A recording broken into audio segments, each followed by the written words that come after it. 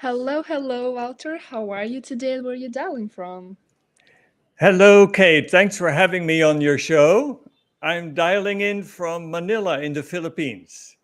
Wonderful, wonderful. Hope the weather is fine there, and I really appreciate you taking your time today to join my hot seat session, where we help companies and businesses all over the world to address their blind spots with the help of our wonderful mentors. So, today we're going to talk about inclusive leadership. It's something I've never heard about. So, I would like to learn more. And my first question to you is, of course, introduce yourself so we could learn more about you. Yes, thank you, Kate. Thank you for setting us up for our hot seat session. So, I am originally from the Netherlands, and I have lived and worked for the past 30 years or so in Asia. So, Asia feels very much like my home. Um, I was lucky in relation to the topic inclusive leadership. I was lucky that during my education and in my university years in Wageningen in the Netherlands, I was already getting familiar with uh, uh,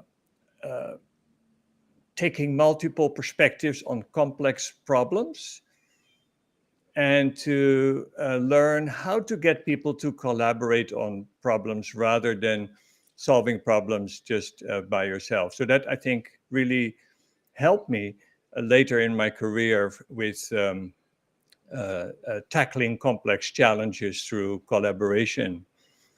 And during my 20 years as a lead specialist at the Asian Development Bank, I realized that for many of the projects we are doing in our world, um, finance and technology is not really the main problem. It is actually people who are causing the main, the problems that we encounter. So I discovered that bringing out the best in people and in organizations and teams really is where my passion and purpose lies. And I uh, completed my work and then co-founded Transformation First Asia, which is a leadership practice based in Singapore. So that's a bit of introduction. I've been lucky to help people from across the world. I think 129 countries or so by now in their leadership, their productivity, in changing behaviors, influencing positive changes in their workplace. And that gets me really excited. Thank you. Thank you for such a great introduction because it leads me directly to my first question. I know that a lot of organizations right now, they face the problem of low engagement, exclusion, and general lack of recognition on the side of employees. What can be the causes for this? Yeah, um, that's a really important topic, I feel, uh, for individuals, but also teams and businesses, organizations.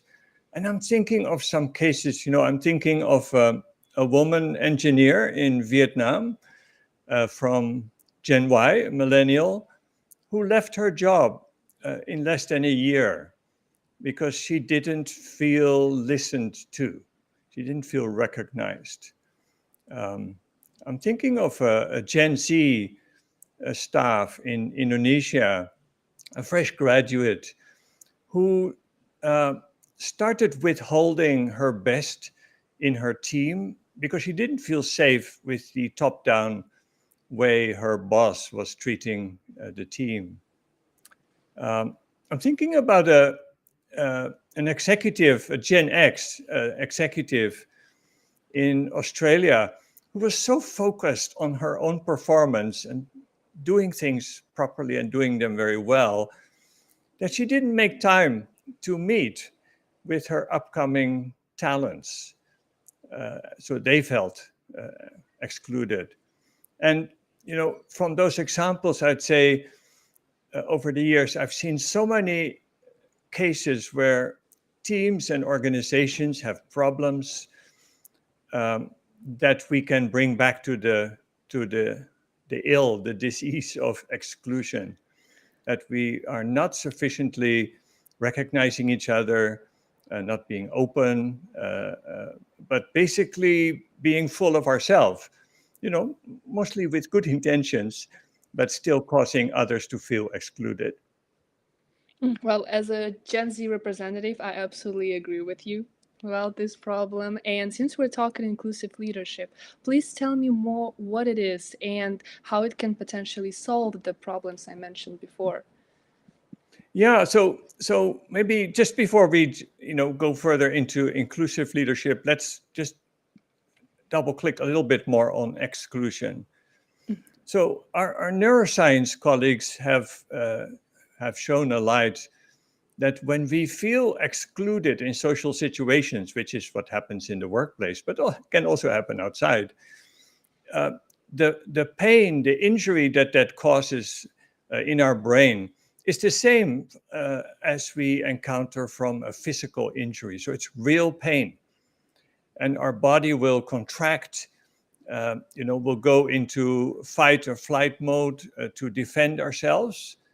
Um, and that means that if we face exclusion in the workplace, we involuntarily are retreating to a smaller version of ourselves. So that means we are not comfortable or confident to show our best. We are under stress. And you know that when we are under stress, you know, we can use stress to perform well, but usually we do that in a way where we only focus on ourselves. So, in that way, exclusion is actually sabotaging our success individually because we are not showing up as our best, but also in teams and in the workplace and the business at large. So this problem of exclusion is not just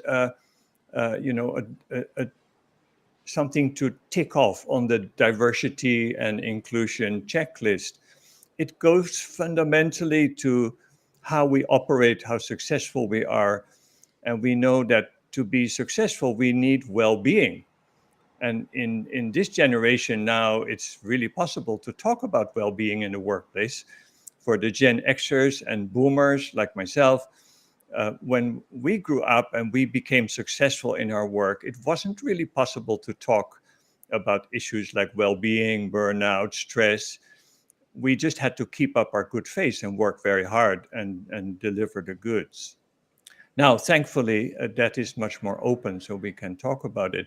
But that has not solved the problem of exclusion. Um, I shared some examples already. We see this much too often. And when we experience this social exclusion, again, from neuroscience, we have learned that it triggers many things in us. It triggers from the science, we know there are 5 main areas we can be triggered. When a change, when an occurrence of exclusion it affects our status, our sense of status, our sense of certainty, our sense of autonomy, our sense of relatedness, being close, feeling good with other people, and our sense of fairness. So when we are triggered in any or more than one of those areas, we go into that fight or flight response where we cannot show up as our best. We have to protect ourselves. And that means we cannot be creative, we cannot be open, curious, because our system, our brain and our body system with our hormones is putting us in that mode where we have to protect ourselves. So that's what happens when exclusion takes place. Now, um, it happens because most of us want to do our job very well, and we live in a very complex time. Doing our job well is not at all easy. We have lots of complex problems, lots of uncertainty.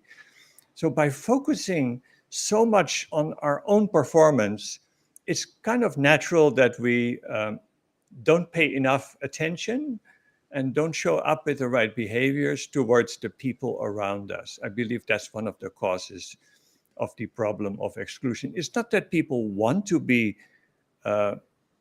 diminishing others. It's just that they're so occupied with their own challenges that they don't really have time to help help others. So it becomes like a zero-sum game.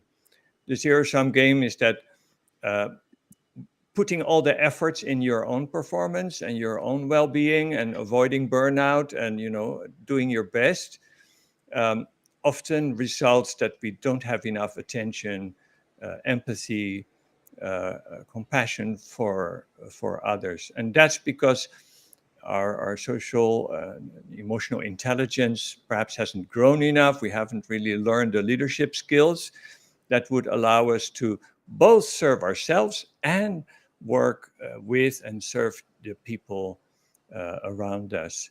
So it's understandable that a lot of exclusion takes place, but it has really bad influences, bad impact on organizations.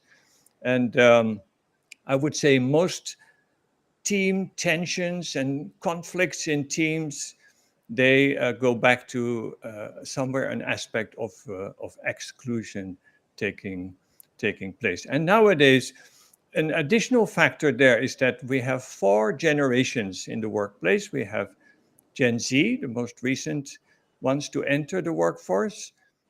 We have Gen Y, the millennials. We have Gen X and boomers, like I'm from the boomer generation. And each of these generations has certain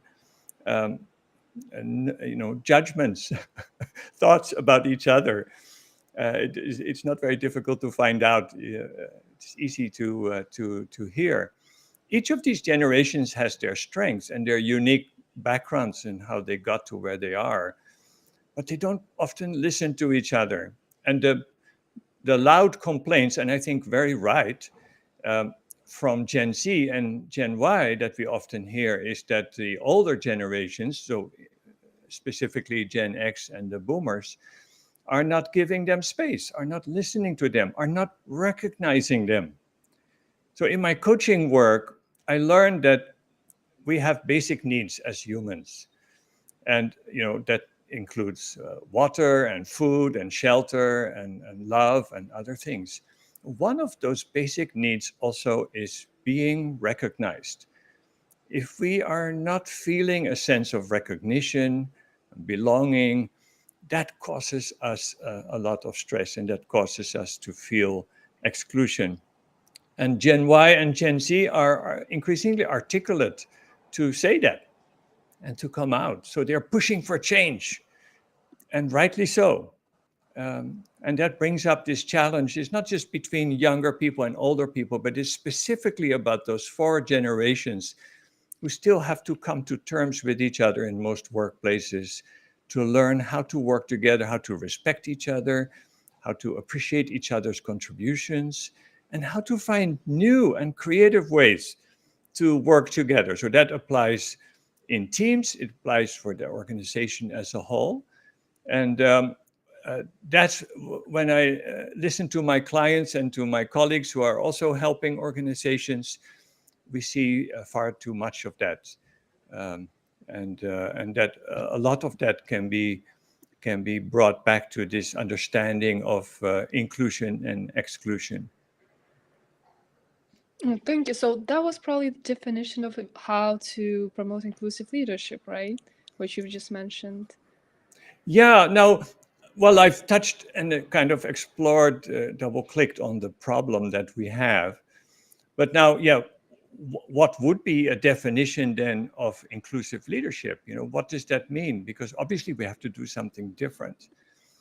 And this is not easy, because we all know that changing people, including ourselves, is not easy. It takes time and it takes effort and takes maybe help, mentors, coaches, people who see our blind spots that we don't see ourselves. So it's not an easy thing to change ourselves, but it can be done. And I would define inclusive leadership in that context as a set of behaviors that generate much better teamwork for performance as well as well-being. Nowadays in our workplaces, we recognize that we need both. We need good performance, innovation too, and we need good well-being also. So I would bring inclusive leadership down to a set of behaviors that help to make that happen. And those behaviors are, in a way, kind of a shortcut. This is a complex problem. Um, and as I mentioned, it's not easy to change people, and including even ourselves. So we're looking for shortcuts. We are looking for, okay, so if it's difficult, then what can we do? Because we do, and that happens in many of the workplaces where I coach leaders. They do want to make a change, and they're looking for ways to do this, not in years, but in weeks and months. So that's why the shortcut is to look at behaviors. And as people learn to consistently show up with those behaviors, then that's going to make an impact. Thank you. I think you started answering my third question to you, which is actually about, let's imagine that organizations, they do acknowledge the problem and they try to solve it, but what are some barriers, and struggles that companies may encounter when they try to promote this kind of inclusivity? Yeah, that's right. So thankfully, lots of companies are now asking themselves this question, and they want to come to grips with creating, excuse me, creating a more healthy, inspiring workplace where people really are can perform at their best. Now, from the research on this topic on inclusive leadership, we know that there are a number of issues that make it challenging, make it difficult for organizations to tackle this. The first one is that their definition of diversity, of the diverse group of people that we want to include, so their definition of diversity is often quite narrow. It's the standard definitions that go with gender, sexual orientation, ethnicity, and so on. And to be sure, these are very important. However, diversity goes much beyond that, I learned. Uh, we need to look at people's worldviews, leadership, and communication styles.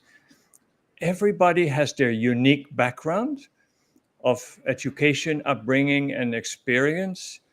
So the diversity that we need to embrace in the workplace goes beyond those things that we normally tick off, and that companies would like to tick off to do well and do better. So the first issue, the first challenge, is that the definition of diversity is too narrow.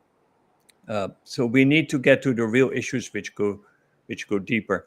The second one is that you often see in companies that there are champions who want to introduce inclusive leadership, but as long as it doesn't have the support of the CEO and the top management leadership team, it's really hard, because we talk about behavior change in the workplace, and research is showing that works much better if there is support for this right from the top down.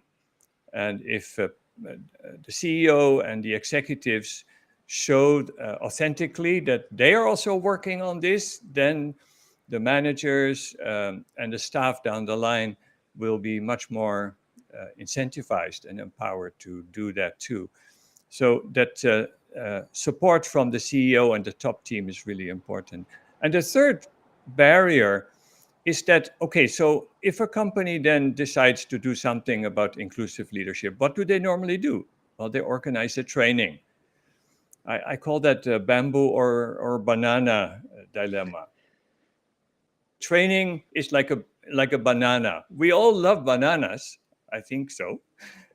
When we go to training, it's so wonderful. If it's a well-designed training, we really enjoy it. And we enjoy the sugar kick we're getting from it. But what happens after the training? It's usually not followed up. So that's, if you want something that's durable, flexible, beautiful, valuable, then that's the bamboo approach.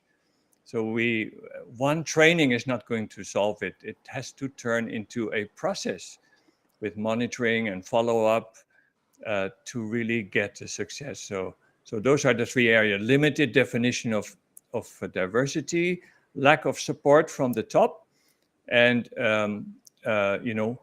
one training is not enough. Yeah, just like they say, theory can only take you so far. It's really important to follow up, to practice, to actually be able to be successful in what you're doing. I absolutely agree. So now I really want to ask you, what are some Hmm. really good strategies in your experience that leaders can use to ensure that their diverse team's voices are heard and actually valued in the decision-making process? Yeah. So the yeah, three points to really get going with this, and it links to the points I just mentioned of those barriers. So essentially, we need to overcome those barriers. So um, it's kind of hard for people to become champions of inclusive leadership by themselves in an organization. It's possible, but it's really hard work. So to commit to this as an organization, including the top team, is really a key for success here. And then secondly, I think what really helps is to form a cross-generational team. I call it a cross-gen team, maybe from the staff or the Diversity and Inclusion Council. Many companies have such a committee or council nowadays to tackle issues of diversity and inclusion. Um, Make sure that the team is diverse and comes from different generations, and to let them help to guide the process of starting the training and then monitoring, rolling it out to everyone in the organization. That's really important, including that follow up. So, like that's what I call the bamboo approach instead of bananas. Um, and then the third is to follow up and to for the staff, the workers who take this on, to recognize them, to acknowledge them for the acts of leadership that their acts of leadership, as well as the results they're getting, are become widely known to staff in the company. Um, and again, recognition is a basic human need. We should also spread the news when people start doing it. Then the more we hear about it, the more other people will be incentivized to follow in those footsteps. Thank you. And before we wrap up, we actually have a question in chat. I don't know if you're able to see the chat, but let me read it. How Yes. can a junior team member in a workplace effectively navigate the fear of sharing their thoughts and ideas while also promoting inclusive leadership, especially when seniority and experience might be intimidating factors? Yeah. So that's exactly what a lot of people are facing, and I'd say it's not easy, frankly speaking. If you are junior, meaning maybe from a younger age in a team, and it really very much depends on your team leader and perhaps on the broader culture of the organization. So maybe it's time to have a good one-to-one discussion with your team leader and express how you feel, and see if you can develop the relationship with your team leader, and if there's some space for you to express your opinions and your good ideas, if others are willing to listen to that. I think often a good start is to have a one-to-one conversation around that, and then see if the team leader could, bring this into the team, get everybody on board. That might be a good start.